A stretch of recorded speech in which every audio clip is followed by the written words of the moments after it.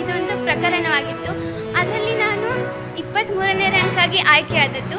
ಆನಂತರ ಇಲ್ಲಿ ಬಂದ ನಂತರ ಇಂಟರ್ವ್ಯೂ ಅಂತ ಮಾಡಿದರು. ಇಂಟರ್ವ್ಯೂವಲ್ಲಿ ಕೆಲವೊಂದಿಷ್ಟು ಪ್ರಶ್ನೆಗಳನ್ನು ಕೇಳಿದರು. ಅದೇ ರೀತಿಯಾಗಿ ನಮ್ಮ ದೈನಂದಿನ ಚಟುವಟಿಕೆಗಳಲ್ಲಿ ಬಟ್ಟೆ ತೊಳೆಯುವುದಾಗಿರ್ಬೋದು, ಇದನ್ನೆಲ್ಲ ನಿಮಗೆ ಮಾಡ್ಕೊಳ್ಳೋಕ್ಕಾಗತ್ತಾ, ಈ ರೀತಿಯಾಗಿ ಹಲವಾರು ಪ್ರಶ್ನೆಗಳನ್ನು ಕೇಳಿ ಆಮೇಲೆ ನಮ್ಮನ್ನು ಇಲ್ಲಿ ಆಯ್ಕೆ ಮಾಡಿಕೊಂಡೆ. ಇವತ್ತು ನಾನು ನೋಡ್ತಾ ಇದ್ದೇನೆ, ಈ ವರ್ಷವು ಸುಮಾರು 20,000ದಷ್ಟು ಅದಕ್ಕೆ ಪ್ರವೇಶ ಪಡೆಯಲು 20,000ದಷ್ಟು ಮಂದಿ ನಮ್ಮ ರಾಜ್ಯದಿಂದ ಅಪ್ಲಿಕೇಶನನ್ನು ಹಾಕಿದರು. ಸುಮಾರು 17,500ದಷ್ಟು ಜನಗಳು ಒಂದು ಪ್ರವೇಶ ಪರೀಕ್ಷೆಗಾಗಿ ಬಂದರು. ಅದರಲ್ಲಿ ನಾವು ಆಯ್ಕೆ ಮಾಡೋದು ಕೇವಲ 150 ಮಾತ್ರ.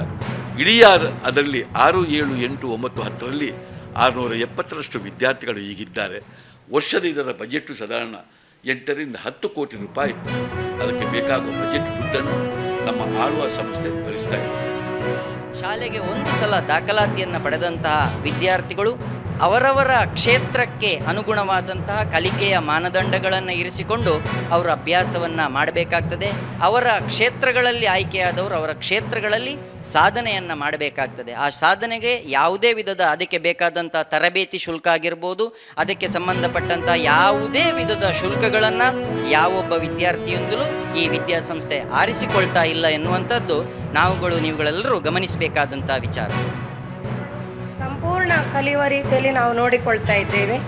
ಇಲ್ಲಿನ ವಿದ್ಯಾರ್ಥಿಗಳು ಕೂಡ ಹಾಗೆ 35% 100% ತೆಗೆಯುವಂಥ ವಿದ್ಯಾರ್ಥಿಗಳು ಕೂಡ ಬಹಳಷ್ಟು ಮಂದಿ ಇದ್ದಾರೆ. ಇಲ್ಲಿ ಕೇವಲ ಮೆರಿಟ್ ವಿದ್ಯಾರ್ಥಿಗಳು ಮಾತ್ರ ಅಲ್ಲ, ಮಲ್ಲಕಂಬ ಸ್ಪೋರ್ಟ್ಸ್ ವಿದ್ಯಾರ್ಥಿಗಳಿಗೆ ಕೂಡ ಮಹತ್ವ ಸಿಗ್ತದೆ.